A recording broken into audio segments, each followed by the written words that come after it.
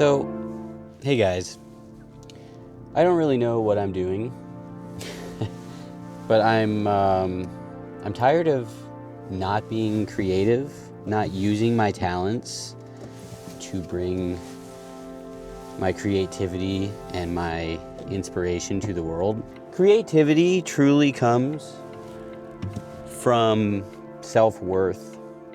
I think that's what I've realized over the last couple years is if you don't believe you have anything to offer the world, you're not going to try to offer it to the world.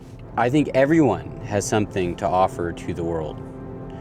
Everyone has intrinsic value, has something they can bring that no one else can bring quite like them. And, I've come to believe that we are depriving the world by holding it in and not being our true selves. The godliest pursuit that we can have, if you're spiritual, if you're a Christian, if you're a Buddhist, doesn't matter what your religion is, the highest pursuit any of us can have to live a happy, fulfilled life is to bring our full selves to the world and to offer our full selves to the people around us. I think in so many scenarios we are taught to hold ourselves back. It's not okay to show your full self. Whether subconsciously, consciously, we are taught from a young age in many situations to not bring our full selves. And in doing so, we are depriving ourselves of happiness and we're depriving the world of what we have to offer. I believe the highest calling any of us has is to be fully alive and live in a way that embraces who we are and embraces our humanity, embraces our strengths, weaknesses, all of it. All of it is part of the package. And by bringing our full self to the world and leaning in, we have the best chance to not only find happiness, peace, and joy, we also have the best chance at impacting people around us. If your mission, your goal is to make an impact on the world, to lift others up around you, to be a good person, whatever it is, it doesn't matter spiritually or not. I believe that the best way to do that is in doing it, in being fully who we are to the fullest extent. And in doing that, in searching ourselves, in figuring out who we are, figuring out what makes us come alive, we will find that niche, that thing that helps people in only a way we are able to, that impacts people in ways that no one else could impact them. And so I think we are actually, like I said, depriving the world, and we are holding back, or we are shirking our God-given calling, our highest calling in life. It's that simple. I think so often we think we have to find some big career, or maybe it's, people go to be missionaries, they travel the world, or they think they have to help solve world hunger. All those things are great, but they have to come out of who you are. They have to come out of you being authentic. If they don't come out of that, you are not maximizing your impact. So I encourage you today, first of all, work through the stuff holding you back, work through the stuff you don't like about yourself, and get to know yourself, and don't be scared to live out who you are. It's scary at first because, it's being vulnerable. If you are fully authentic and genuine to who you are and then people reject that, that's painful. So you are taking a risk by being authentic, but it's a risk that will give you the most fulfillment and joy you've ever had.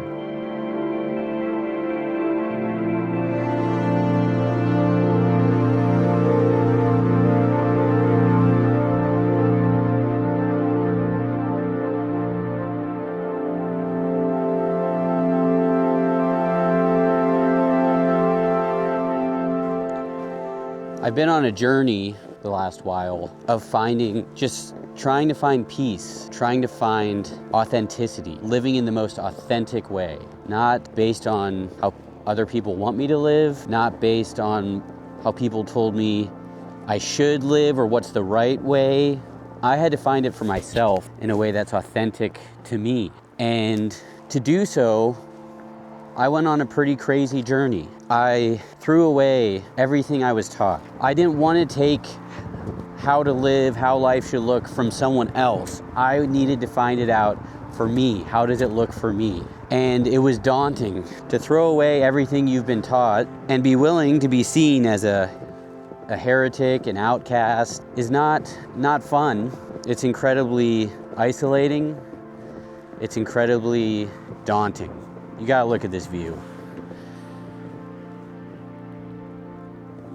What a day.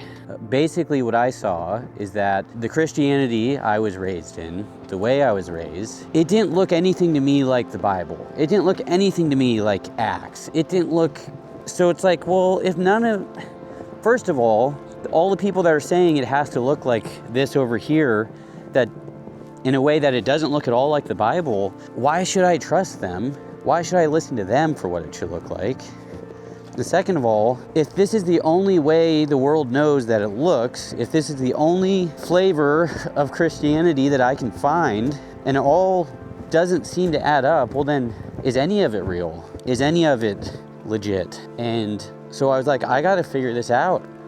Like, if it's as important as people say it is, I'm not gonna just take someone else's word for it. I gotta really dig into this and figure it out. And so probably 7 or 8 years ago, I made a conscious choice to say, I'm gonna throw everything away. This was before the term deconstruction was a thing.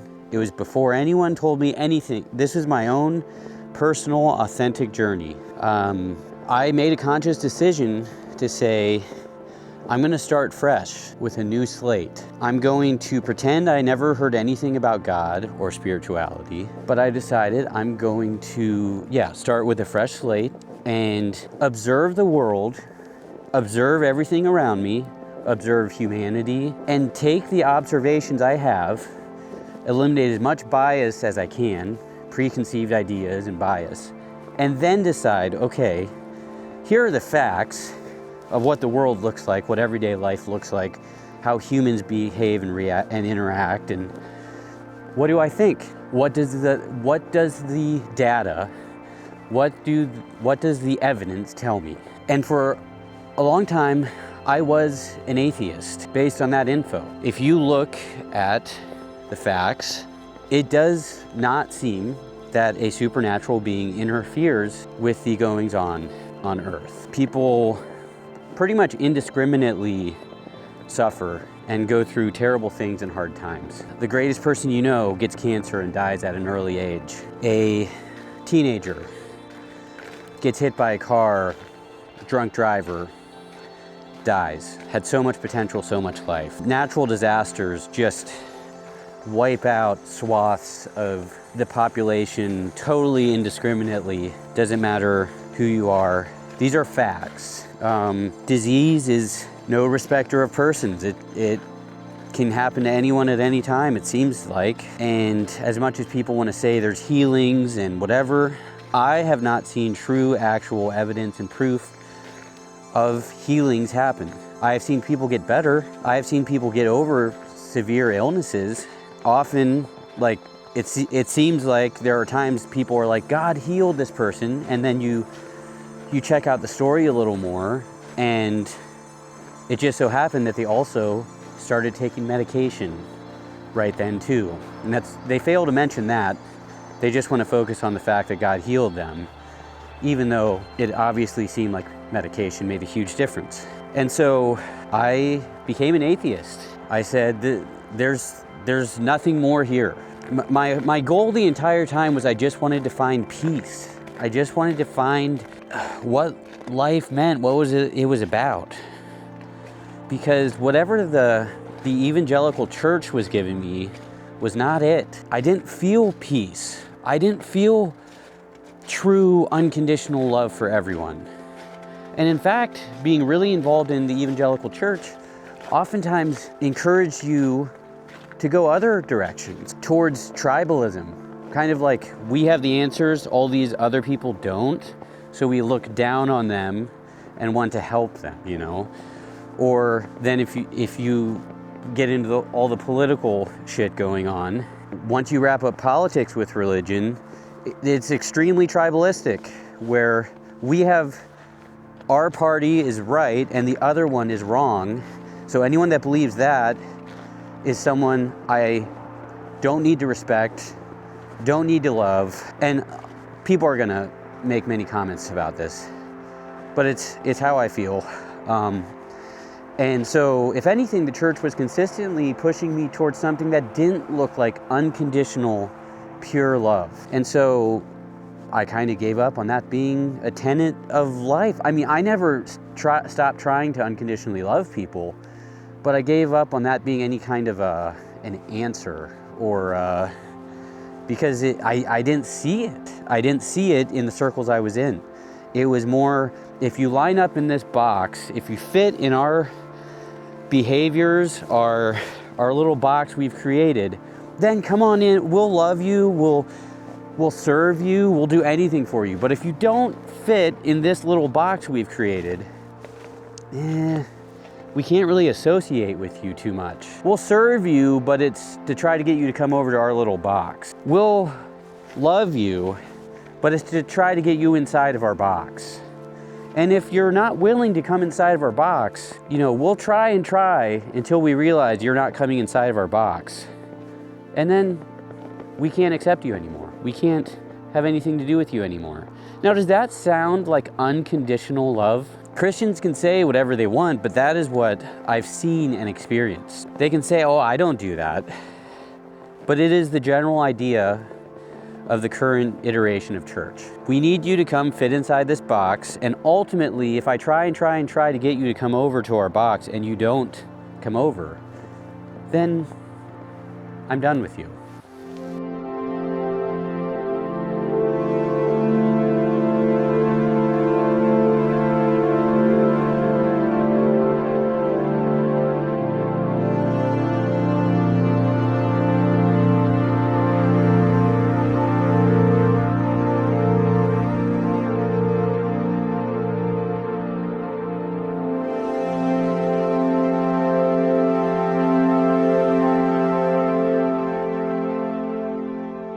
And so, as I realized that this system of religion, this system of church, of a formula we've put together, if you follow this, you get the ultimate goal, which is heaven or peace or love or joy.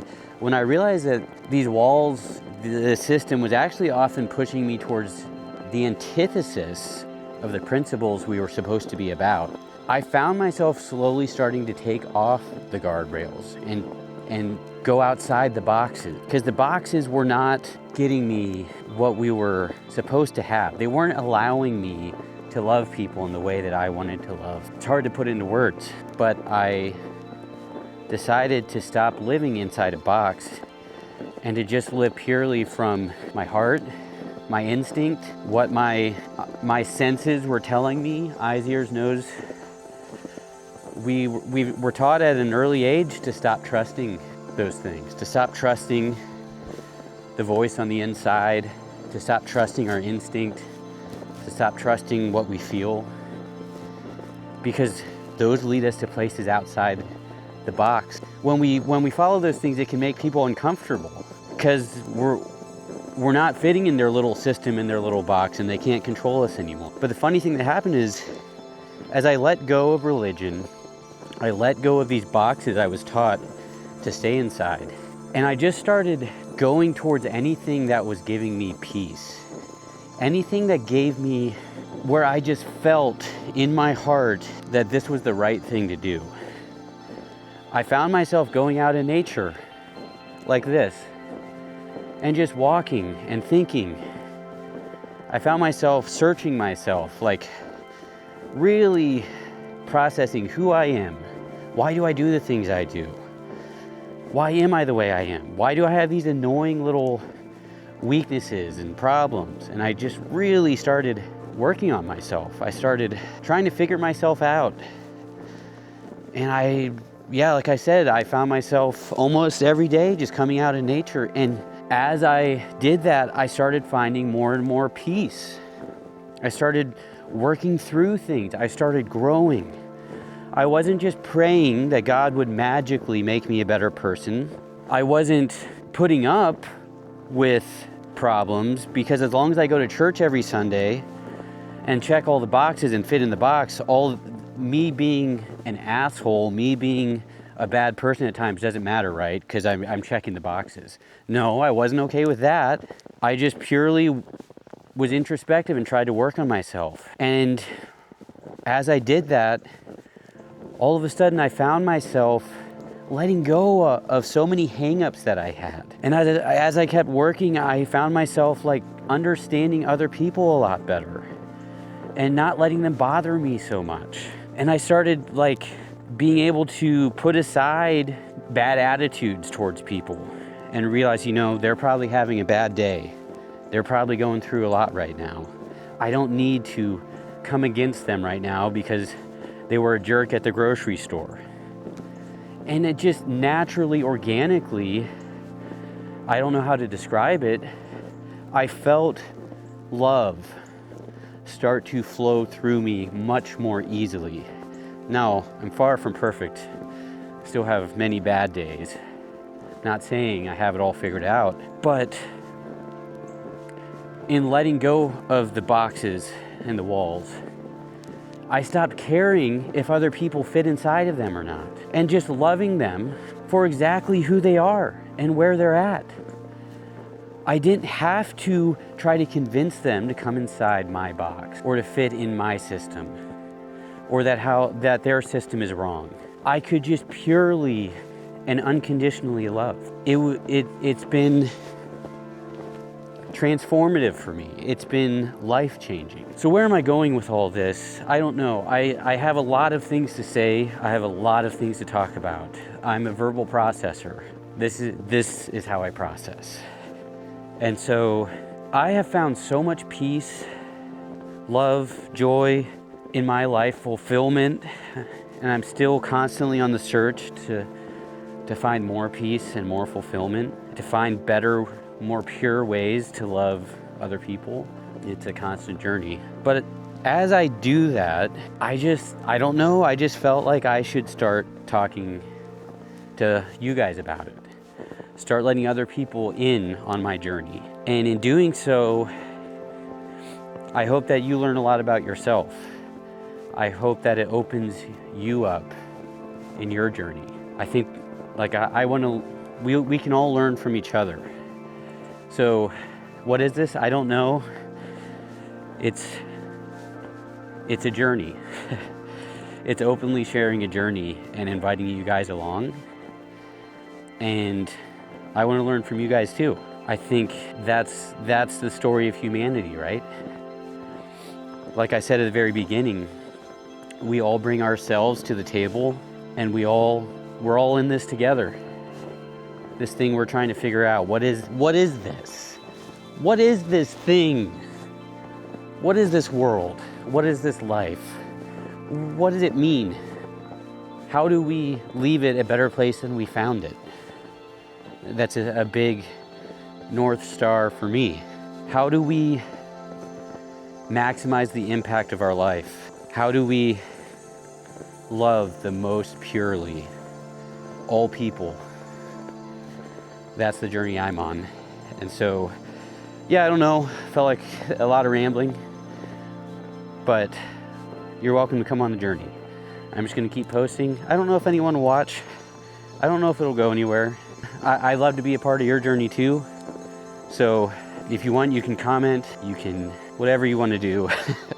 But I love to hear other people's stories and journeys too. And the eventual goal is also on this channel. I want to post other people's stories. I really want to tell stories that are worth being told. And I know so many people who are incredible people who have faced unbelievable obstacles, who've gone through so many hard times and don't know that their story is worth telling. They don't know how much they have to offer the rest of us. And so a part of this journey, a part of what I'm doing, is I want to search out those people and share their story. Let them know how valuable it is. And I think in doing so, not only does it open those people's eyes to how incredibly valuable they are, the worth that they have, and how much they have to offer, it also helps all of us because we get to learn from their story. We get to be inspired to overcome our own obstacles and to do more with our own lives. And so that's my goal. That's what I'm looking to do. I never thought I'd want a YouTube channel. I never thought in a million years. It's like, oh, the only people that do that I watch YouTube all the time, and I love great YouTube channels, so I am not judging people. But I just always thought, why does anyone want to hear what I have to say? Why do I think that I know so much I should share it with other people? Like that was always my thought. Why does this person over here that's filming their everyday life think everyone wants to see their everyday life? But the reality is, we all want connection. We all want to feel like part of the whole. We don't want to feel isolated. And in watching other people's daily lives and watching each other on YouTube, it's just another vehicle towards connection, towards community. Like I said, I never thought I would do this, but here I am. So come along for the ride, guys. It should be fun.